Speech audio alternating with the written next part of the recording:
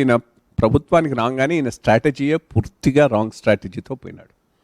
అక్కడనే ప్రధానమైనటువంటి సమస్య వచ్చింది. 2014లో గెలిచిన తర్వాత 2019ని మంచి పాలన ఇచ్చి ప్రజలకు పోయి అది ఎన్నికల అజెండాగా చేసి ఎన్నికల్లో గెలుద్దామనేటటువంటి ఉద్దేశంతో పాలన మొదలుపెట్టలేదు. పాలన మొదలుపెట్టడమే 2019 డబ్బుతో గెలవాలి అనేటటువంటి ఒక కాన్సెప్ట్తో మొదలెట్టారు.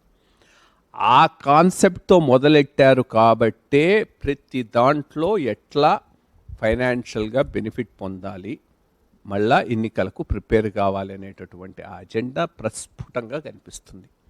అందువల్లనే అవినీతి విచ్చలవిడైపోయింది. అది crux of the problem is ఈరోజు ఇంత అవినీతి రాష్ట్రంలో ఉండటానికి కారణం అసలు ఆ పంథాయే ఆ పంథ. రెండోది, అందరికీ మంచి పాలన ఇచ్చి ఎలిజిబిలిటీ ప్రకారంగా బెనిఫిట్స్ పోతూ ఉంటే దాన్ని చూసుకొని మనకేస్తారనేటటువంటి కాన్సెప్ట్ను వదిలేసి ఈ జన్మభూమి కమిటీలు పెట్టి మనము మన పార్టీ మన విషయం అనేటటువంటి ఆ డివిజన్ తీసుకొచ్చేశారు.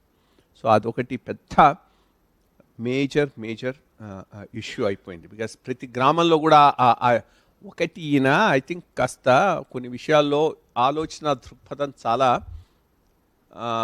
అని తెలుసు అనుకుంటాడు, కానీ చాలా తప్పిదాలు చేస్తాడు.